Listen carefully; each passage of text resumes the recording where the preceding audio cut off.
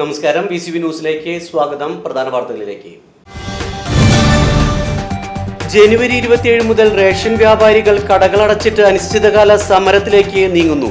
Ration വ്യാപാരികളുടെ വേതന package കാലോചിതമായി പരിഷ്കരിക്കുക, അനുവദിച്ച വേതനം ലഭ്യമാക്കുക, ഡയറക്റ്റ് ബെനിഫിറ്റ് ട്രാൻസ്ഫർ നടപ്പാക്കാനുള്ള കേന്ദ്ര സർക്കാർ തീരുമാനം ഉപേക്ഷിക്കുക, പൊതുവിതരണത്തെ തകർക്കുന്ന നടപടികളിൽ നിന്ന് കേന്ദ്ര സർക്കാർ പിൻവാങ്ങുക തുടങ്ങിയ ആവശ്യങ്ങൾ ഉന്നയിച്ചാണ് 27 മുതൽ അനിശ്ചിതകാല സമര പരിപാടികളിലേക്ക് കടക്കുന്നത്.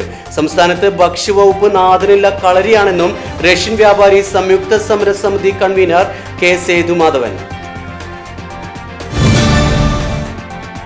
പട്ടാമ്പി കുളപ്പള്ളി റോഡ് നിർമ്മാണം പൂർത്തീകരിക്കണമെന്നാവശ്യപ്പെട്ട് കോൺഗ്രസിന്റെ നേതൃത്വത്തിൽ വാടാനംകുറിശി റോഡ് ഉപരോധിച്ചു. KPCC അംഗം റിയാസ് മുക്കോളി ഉപരോധ സമരം ഉദ്ഘാടനം ചെയ്തു. ചേലക്കര വെങ്ങാനല്ലൂരിൽ കൈക്കൂലി വാങ്ങുന്നതിനിടെ വില്ലേജ് ഓഫീസർ പിടിയിൽ. ഫെയർ വാല്യൂ തിരുത്തുന്നതിനായി അപേക്ഷ നൽകിയ ആളിൽ നിന്നാണ് സ്ഥല പരിശോധനയ്ക്കായി 10,000 രൂപ കൈക്കൂലി ആവശ്യപ്പെട്ടത്. തൃശൂർ വിജിലൻസ് DYSP ജിം പോളിന്റെ നേതൃത്വത്തിലുള്ള സംഘമാണ് വില്ലേജ് ഓഫീസറെ പിടികൂടിയത്. കോഴിക്കോട് വിജിലൻസ് കോടതിയിൽ ശനിയാഴ്ച ഉച്ചയോടെ ഹാജരാക്കിയ പ്രതിയെ 14 ദിവസത്തേക്ക് റിമാൻഡ് ചെയ്തു.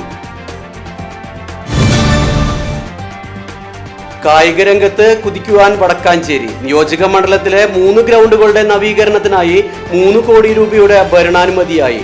Thekkumkara grama panchayat ground, Kolazhi Kakkathoppu, Adat Chittilappilly ground, multipurpose hall എന്നീ പദ്ധതികൾക്കാണ് കായിക വകുപ്പ് ഓരോ കോടി രൂപയുടെ ഭരണാനുമതി നൽകിയത്. സാങ്കേതിക അനുമതി ലഭ്യമാക്കി പദ്ധതികൾ സമയബന്ധിതമായി നടപ്പിലാക്കുമെന്ന് സേവ്യർ ചിറ്റിലപ്പള്ളി MLA.